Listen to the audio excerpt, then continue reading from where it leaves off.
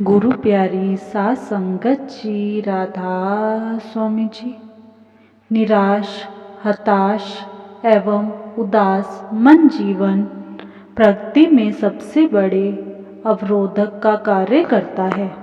निराशा अर्थात असफलता की दिशा अपने बढ़ते हुए कदमों को रोककर परिस्थितियों के आगे हार मान लेना ही निराश जीवन और प्रसन्नता के बीच एक अवरोधक का कार्य करती हैं। क्योंकि जिस जीवन में निराशा आ जाए वहाँ सब कुछ होते हुए भी व्यक्ति दुखी और परेशान ही रहता है। लोग आपके बारे में क्या सोचते हैं यह ज़्यादा विचारणीय नहीं है। आप अपने बारे में क्या सोचते हैं यह ज़्यादा महत्वपूर्ण है। स्वयं की क्षमताओं पर, प्रयासों पर भरोसा रखो। दुनिया की कोई भी वस्तु ऐसी नहीं जो मनुष्य के प्रयासों से बड़ी हो। निराशा में नहीं, आशा में जियो। ना ही यह जीवन बार बार मिलता है और ना ही बीता समय कभी वापस हाथ आता है। ज्ञान प्रतिष्ठित होने से जीव भय मुक्त हो जाता है। एक बार बाबा जी गांव-गांव संगत को तारने व दर्शन दिखाने के लिए जा रहे थे। बाबा जी ने एक गांव के बाहर एक टूटी फूटी झोपड़ी देखी और बोले, यह किसकी झोपड़ी है? तो एक सेवादार ने कहा, बाबा जी यह एक बीमार बुजुर्ग की झोपड़ी है। उस बुजुर्ग को कुष्ठ रोग हो गया था। लोगों ने उन्हें घर से बाहर निकाल दिया था। गांव के सारे लोग और उसके परिवार के लोग उससे बहुत नफरत करते हैं। कोई भी उसके पास नहीं आता है। कभी किसी को उस पर दया आ जाती है तो उसे खाने के लिए कुछ दे देते हैं, अन्यथा वह भूखा ही पड़ा रहता है। बाबा जी झोपड़ी में उस कोठरी के पास गए और कहा, भाई क्या हम अंदर आ सकते हैं? वह कुछ नहीं बोला। बाबा जी बोले, अगर तुम्हें कोई परेशानी ना हो तो हम आज रात को तुम्हारी झोपड़ी में रहना चाहते हैं। कोढ़ी हैरान हो गया क्योंकि उसके पास तो कोई भी आना ही नहीं चाहता था। फिर उसके घर में रहने के लिए कोई कैसे राजी हो गया। कोढ़ी अपने कुष्ठ रोग से इतना दुखी था कि चाहकर भी वह कुछ बोल ना सका। सिर्फ वह बाबा जी को देखता ही रह गया। बाबा जी को लगातार देखते देखते ही उसके शरीर में कुछ बदलाव आने लगे, पर वह कुछ बोल नहीं पा रहा था। बाबा जी के दर्शनों से ही उसके आधे दुख कट गए। बाबा जी के साथ में एक पाठी था। बाबा जी ने उसको कहा, शब्द पढ़ो। बाबा जी ने उस झोपड़ी में बैठकर सत्संग करना आरंभ कर दिया। कोढ़ी बड़े ध्यान से बाबा जी का सत्संग सुनता रहा। सत्संग समाप्त होने पर कोढ़ी के दोनों हाथ जुड़ गए, जो पहले कभी ठीक से हिलते भी नहीं थे। उस कुष्ठ रोगी ने बाबा जी के चरणों में अपना माथा टेका। बाबा जी ने उससे पूछा, और ठीक हो भाई? तुमने यहाँ पर गांव के बाहर झोपड़ी क्यों बनाई हुई है? कोढ़ी ने कहा, बाबा जी मैं बहुत बदकिस्मत हूँ।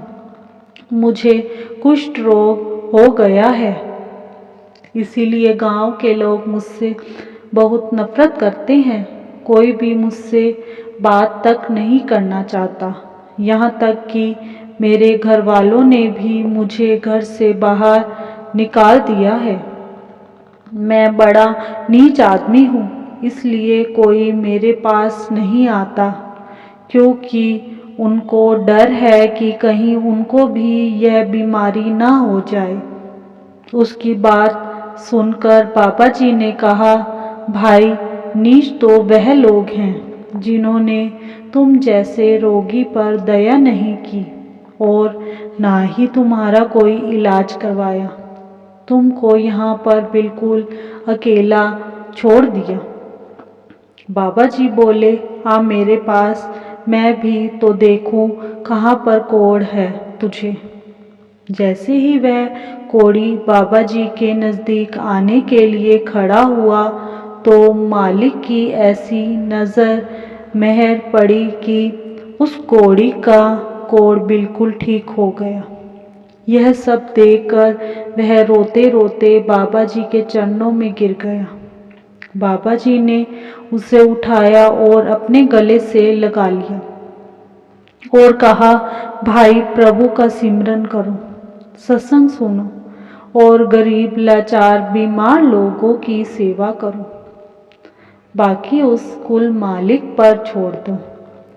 साथ संगत जी, बाबा जी का वहाँ गांव में जाना तो एक बहाना था, उन्होंने तो उसका कुष्ठ रोग मिटाना था। यह सब देखकर सभी बाबा जी का शुक्र शुक्र करने लगे। इसी के साथ एक छोटी सी साखी और है। एक बार बाबा जी किसी मेजर सेंटर में सत्संग करने गए तो उन्होंने ड्राइवर को कहा, भाई मेरे को किसी घड़ी वाली दुकान पर ले चलो। उसने कहा, जी मालिक। ड्राइवर बाबा जी को घड़ी की किसी बड़ी सी दुकान पर ले गया। बाबा जी बोले, नहीं, इधर पास गली में देख, शायद कोई घड़ी की और दुकान हो। ड्राइवर के साथ जो सेवादार था वह जाकर देख कर आया कि गली में घड़ी की एक दुकान है। तो बाबा जी गाड़ी से उतरकर उस दुकान पर गए और बोले, भाई कोई अच्छी सी घड़ी दिखा दो। तो वह लड़का उनको घड़ी दिखाने लगा तो बार बार वह एक जैसी ही घड़ियां दिखाता जा रहा था। साथ खड़े सेवादार ने कहा, भाई कोई बढ़िया सी घड़ी दिखाओ। बाबा जी बोले, लगता है यह काफ़ी परेशान है। क्या बात है भाई, तू परेशान क्यों है? क्योंकि बाबा जी तो सब जानते थे। वह बोला, आज हमारे शहर में ब्यास वाले बाबा जी का सत्संग है, सत्संग करने आ रहे हैं। मेरे मालिक वहाँ पर चले गए हैं, पर मुझको दुकान संभालने के लिए यहाँ छोड़ गए हैं। मैं भी उनका सत्संग सुनना चाहता था। मैंने उनके बारे में लोगों से बहुत सुना है, इसीलिए मैं भी उनके दर्शन करना चाहता था। वह रोने लगा तो सेवादार बोला, भाई तू यहीं पर उनके दर्शन कर लेना।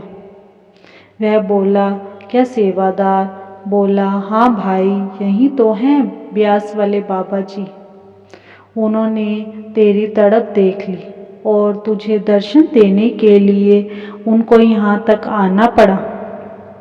उसके मुंह से आवाज़ भी नहीं निकल रही थी। वह जल्दी से बाहर आकर बाबा जी के चरणों में गिर गया और बोला, सतगुरु जी, आपको मुझसे मिलने यहाँ पर आना पड़ा। आपका बहुत बहुत शुक्रिया।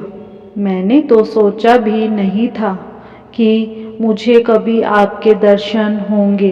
बाबा जी ने उसे अपने गले से लगा लिया और माला माल कर दिया। ऐसे हैं हमारे सतगुरु जी, जो हमारे अंदर की तड़प को देख लेते हैं और दर्शन देने के लिए पहुंच जाते हैं। वह सतगुरु का बार बार शुक्र करने लगे। शुक्र मालिका, शुक्र दात्या, आपका बार बार शुक्रिया। इसी के साथ इजाज़त चाहते हैं। मिलते हैं अगली साखी में। तब तक के लिए राधा स्वामी जी।